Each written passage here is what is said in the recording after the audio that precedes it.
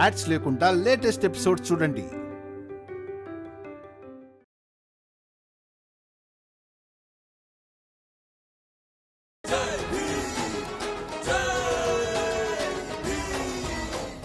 మీరు నా భర్తను బాధ్యుడిగా అనుకోవచ్చు,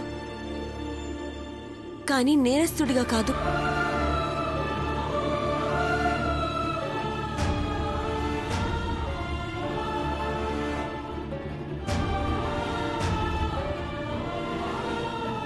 ఎందుకు నేరస్తుడిగా ఎందుకు అనుకోవద్దు? ఇక్కడ కరుణ ప్రతి నిర్ణయాన్ని నీ భర్త భీమ్ తీసుకుంటున్నప్పుడు దానికి బాధ్యుడు కూడా తనే అవుతాడు, అలాగే నేరస్తుడు కూడా తనే అవుతాడు.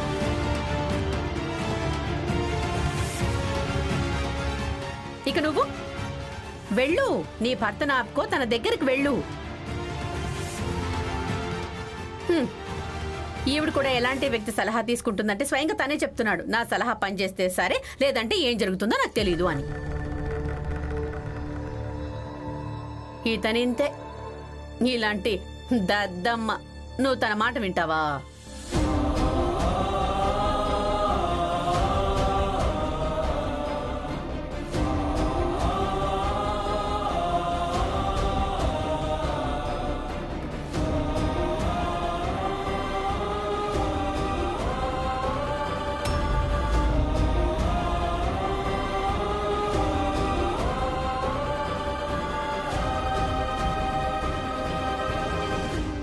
అవును రమా, నీ మీద ఒట్టేస్తున్నాను. నేను భీమ్రావును నేరస్తుడిగా అనుకోను, కలలో కూడా అనుకోను.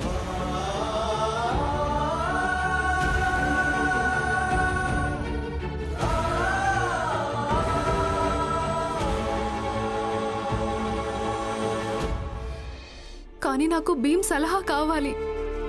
చెప్పు భీమ్రావు. అయితే సరే వదినా, మీరు వెళ్ళకండి. బాలా అన్నయ్యను ఇంకొంచెం సేపు ఎదురు చూడనివ్వండి.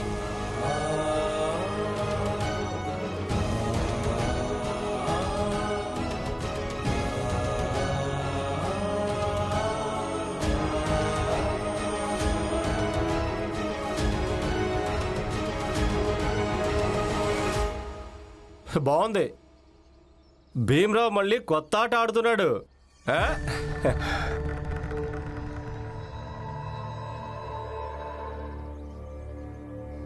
చూడు తల్లి, వెళ్ళమ్మా. బాలా దగ్గరికి వెళ్ళి వాడిని ఇంటికి తీసుకుని వెళ్ళు. తర్వాత మేము అందరం కలిసి బాలాతో మాట్లాడతాం. అవునమ్మా, వెళ్ళు, బాలను ఒప్పించి తీసుకెళ్ళు.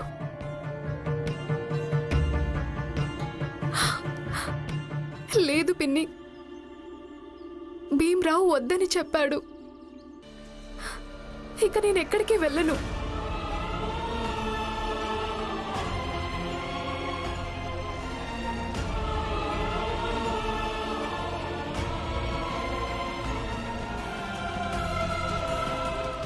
మీకు తెలుసా, ఈమె కాదు, మీరేడవడం మంచిది. మీ గారాల భీమ్ ఉన్నాడు కదా, ఈమె కళ్లల్లో కన్నీళ్లను వదిలేసి వెళ్ళాడు. తన నిర్ణయంతో ఏడిపించి వెళ్ళిపోయాడు. కానీ మీరు విగ్రహాల మారి నిలబడి ఉండండి.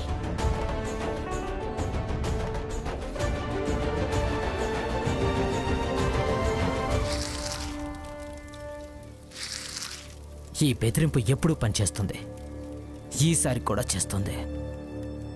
నేను ఈ నగరాన్ని వదిలేసి వెళ్తున్నానని కరుణకి తెలియగానే పరిగెత్తుకుంటూ ఇక్కడికి వచ్చేస్తుంది. కానీ ఈసారి మీ ఈ బెదిరింపు పని చేయదన్నయ్యా. నాకు వదిన చెప్పింది, మీరంతకు ముందు కూడా ఎన్నోసార్లు ఇలా చేశారని. ఇల్లు వదిలేస్తానని, నగరాన్ని వదిలేస్తానని బెదిరించి మీరు ఇంట్లోంచి బయలుదేరతారు.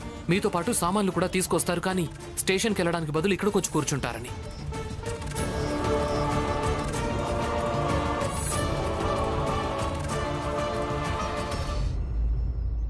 అయితే మీ వదిన నీకు ఇది కూడా చెప్పే ఉంటుంది. తనే స్వయంగా ఇక్కడికొచ్చి నాకు క్షమాపణ చెప్పి నన్ను ఇక్కడి నుంచి తీసుకెళ్లేంత వరకు, అంతవరకు నేను ఇక్కడి నుంచి కదలను.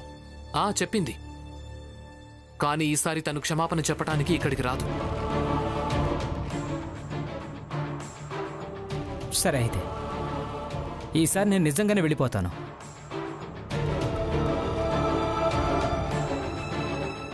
ఒకసారి నువ్వు ఇంకా నాన్న కలిసి నన్ను నా ప్రియురాలకి దూరం చేశారు. అలాగే ఈరోజు మళ్ళీ నువ్వు నా భార్యకు దూరం చేస్తున్నావు. ఈ విషయం గుర్తుపెట్టుకో. అన్నయ్య, మీరెప్పుడూ వదినను కొడుతూ తిడుతూ ఎందుకు హింసిస్తూ ఉంటారు? ఎందుకంటే తను తప్పులు చేస్తుంది. కానీ తను ఏం చేస్తుందో అది ఎప్పుడూ తప్పే అవుతుందని అదెవరు నిర్ణయిస్తూ ఉంటారు చెప్పు? నేను భీమ్ ప్రతి బంధంలో ఒకరు పెద్ద ఇంకొకరు చిన్న ఉంటారు.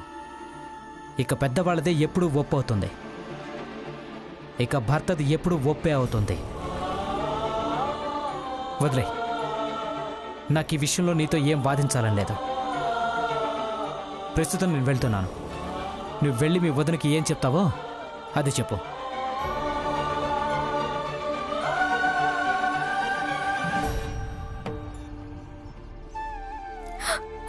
ఎందుకు ఏడుస్తున్నావు?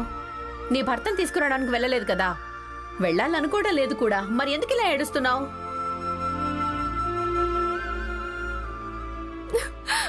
ఆయన లేకుండా నేను ఎలా ఉండాలి? ఆయన లేకుండా నాకు ఎలాంటి అస్తిత్వము ఉండదు. ఒకవేళ ఆయన రాకుంటేనో.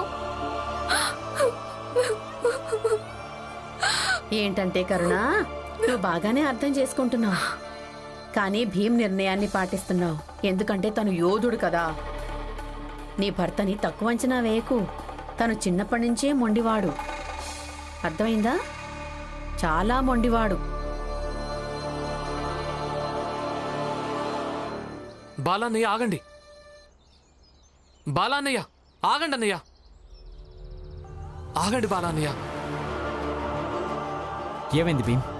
మళ్ళీ ఇంకోసారి అడగాలనుకుంటున్నా. ఏంటి? మీకు నిజంగానే ఇలా అనిపిస్తోందా? మీది ఒప్పు అని, అలాగే వదినది తప్పని? అవును, ఇక ఇందులో నాకు ఎలాంటి అనుమానం లేదు. సరే, అయితే మీరు నాకు 10 రోజులు ఇవ్వండి. ఈ 10 రోజుల్లో మీ ఒప్పు అలాగే వదిన తప్పుల మధ్య ఒక పోటీ ఏర్పాటు చేద్దాం. ఒకవేళ మీరు గెలిచారంటే భర్తది ఎప్పుడూ ఒప్పే అని నేను అంగీకరిస్తాను. కానీ ఒకవేళ మీరు ఓడిపోతే మీరు నిజాయితీగా మీ తప్పును అంగీకరించాల్సి ఉంటుంది. అలాగే వదినతో ఒక కొత్త పద్ధతిలో ఉండాల్సి ఉంటుంది.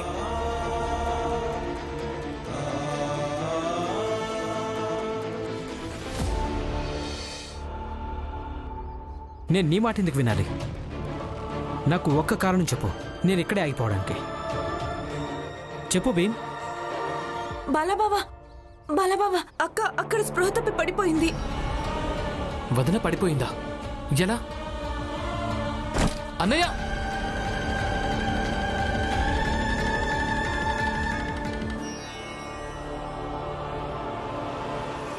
రమేష్, సురేష్ ఒకవేళ వాళ్ళ అమ్మను చంపేస్తుంటే ఇప్పుడు ఆ భీమరావును ఎరికించేవాళ్ళం.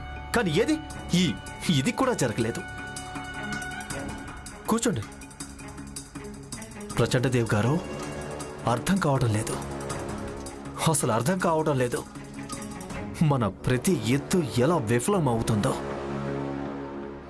అలాగే ఇది కూడా అర్థం కావడం లేదు ఇక ముందు ఏం చెయ్యాలో.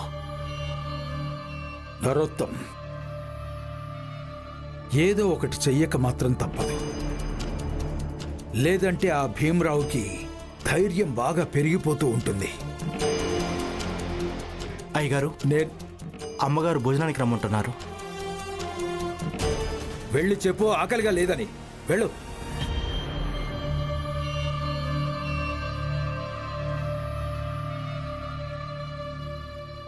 అయ్యగారు, తప్పుగా అనుకోనంటే ఒక మాట చెప్పనా? చెప్పు. అయ్యగారు, భీమ్తో పెట్టుకుని మీరిద్దరు అకారణంగా ఆందోళన పడుతున్నారు. ఇక మీరు మీ ఇంట్లోని నెయ్యి, వెన్న, మీగడ, భోజనం కూడా ఈ ఆందోళనలో తినడం లేదు. ఇక ఆ భీమరావు ఎంతో సంతోషంగా ప్రశాంతంగా భోజనం చేస్తున్నాడు. వీటన్నిటి వల్ల ప్రయోజనం ఏంటి? అయ్యగారు, నేను చెప్పేది ఏంటంటే మీరు ఇవన్నీ వదిలేయండి.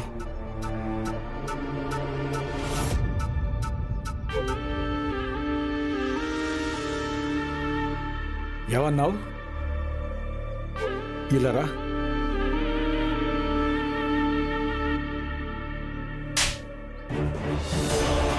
ప్రయత్నం చేయడం వల్ల రాయి మీద కూడా రేఖ ఏర్పడుతుంది. నువ్వు కూడా చూసే ఉంటావు కదా. అందుకే మేము ప్రయత్నం చేస్తూనే ఉంటాం. మా జాతికున్న గుర్తుని ఆ చిన్న జాతికి చెందిన భీమరావు శాపిత జీవితం మీద వేసే తీరతాం. అర్థమైందా? ప్రచండదేవ్ గారు,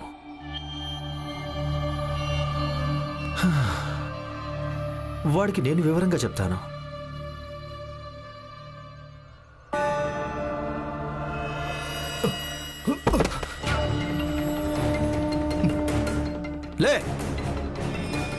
లేరా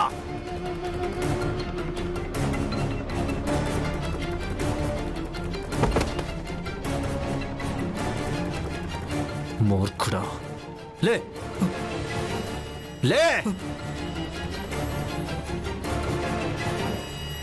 లేవా? ఇలాగే ఇదే విధంగా ఆ భీమరావు కూడా మళ్ళీ లేవడానికి ప్రయత్నం చేస్తాడు. కానీ మేము ప్రతిసారి వాడిని తోసేసి కింద పడేస్తాం. అర్థమైందా?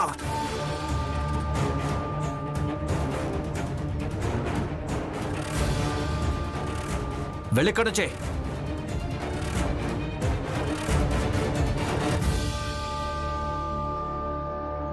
భీమరావు.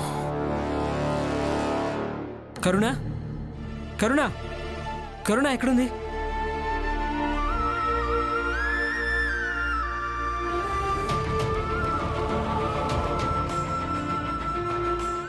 కరుణ కరుణ ఏమైంది నీకు? రమ ఏం చెప్పిందంటే నువ్వు స్పృహ తప్పి పడిపోయావని. రమ అబద్ధం చెప్పింది.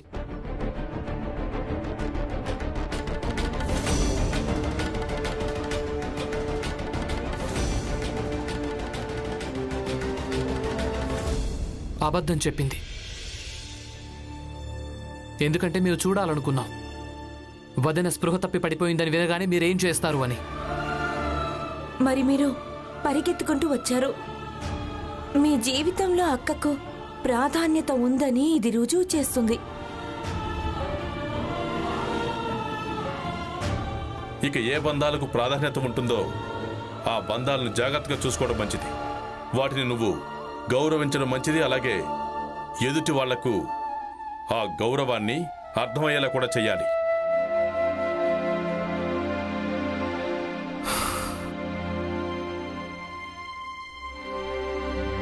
అన్నయ్య, నేనే షరతు పెట్టానో దానికి అంగీకరించండి. అంతా చక్కబడిందేమో ఎవరికి తెలుసు. మీరు నాకు 10 రోజులు ఇవ్వండి. ఈ 10 రోజుల్లో మీ ఒప్పు అలాగే వదిన తప్పుల మధ్య ఒక పోటీ ఏర్పాటు చేద్దాం. ఒకవేళ మీరు గెలిచారంటే భర్తది ఎప్పుడూ ఒప్పేనని అంగీకరిస్తాను నేను. కానీ ఒకవేళ మీరు ఓడిపోతే మీరు నిజాయితీగా మీ తప్పును అంగీకరించాల్సి ఉంటుంది. అలాగే వదినతో ఒక కొత్త పద్ధతిలో ఉండాల్సి ఉంటుంది.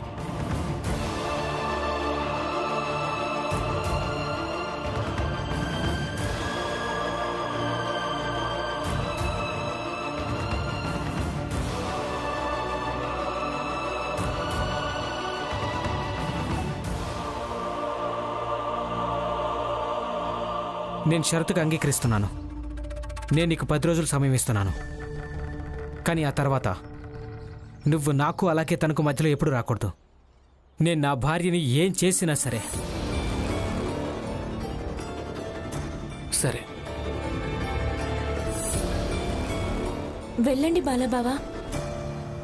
వెళ్ళి మీ భార్యను ఓదార్చండి. మీ 10 రోజుల ప్రయాణం ఇక్కడి నుంచి మొదలవుతుంది. సరే.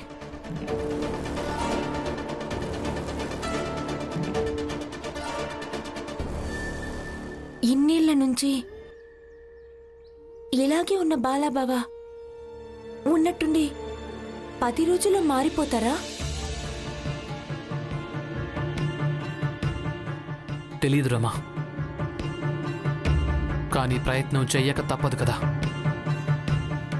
ఇక ఇదే ప్రయత్నంలో మనం ఆ ప్రక్రియ కోసం కూడా అన్వేషిస్తాం.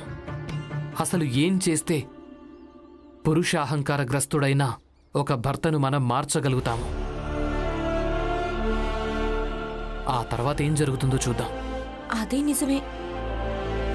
జీవితమంతా బాలా బావ అక్క గొడవ పడుతూనే ఉన్నారు. దానికంటే ఇదే మంచిదిగా. వాళ్ళిద్దరి సమస్యలు తీరిపోతాయి.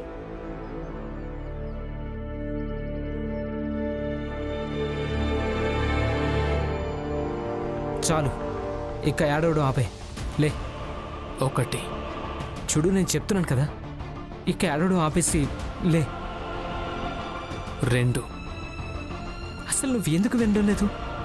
ఇక ఏడవడం ఆపేసి పైకి లే. 3.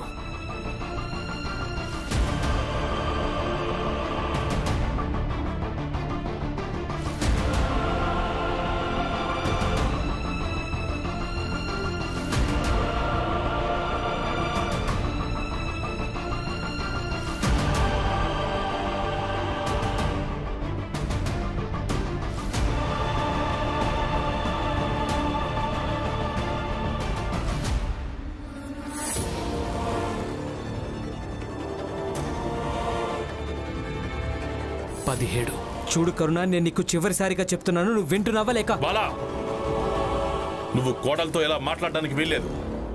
నీకు మాట్లాడే పద్ధతి లేదు. నానా,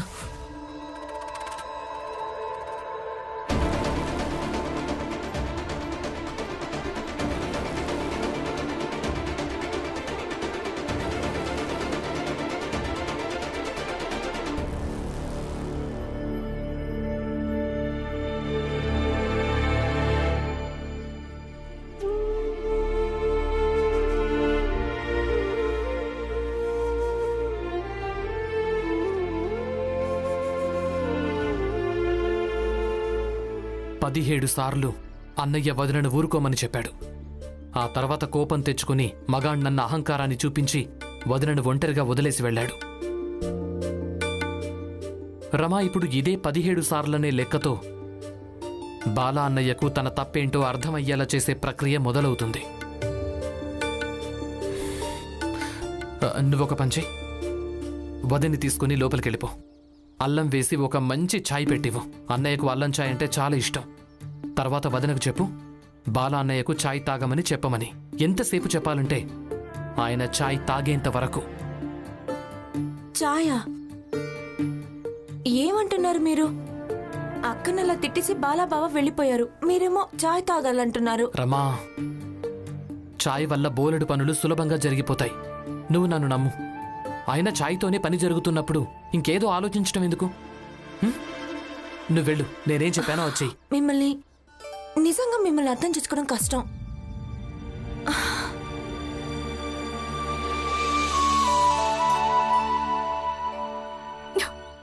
అక్క, లోపలికి పదండి. పదండి, లోపలికి వెళ్దాం. నేను చెప్తున్నాను కదా, లోపలికి పదండి. లేవండి, లేవండి అక్క.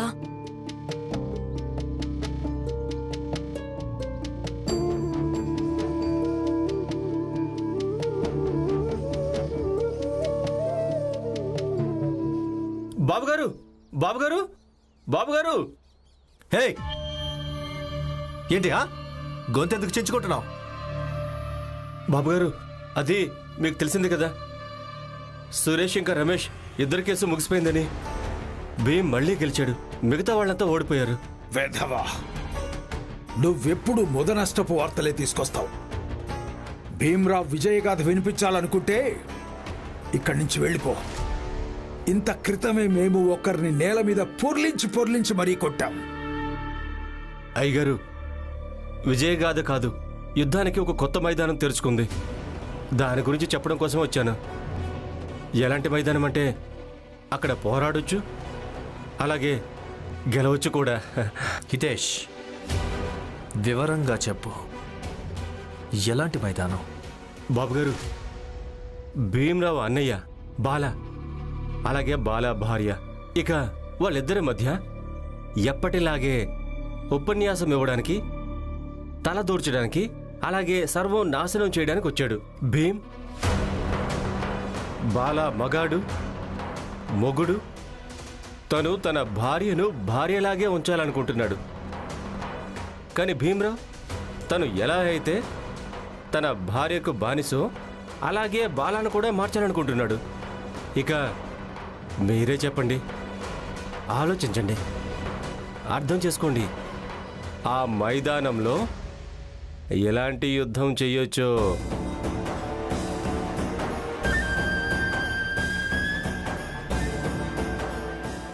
బాలా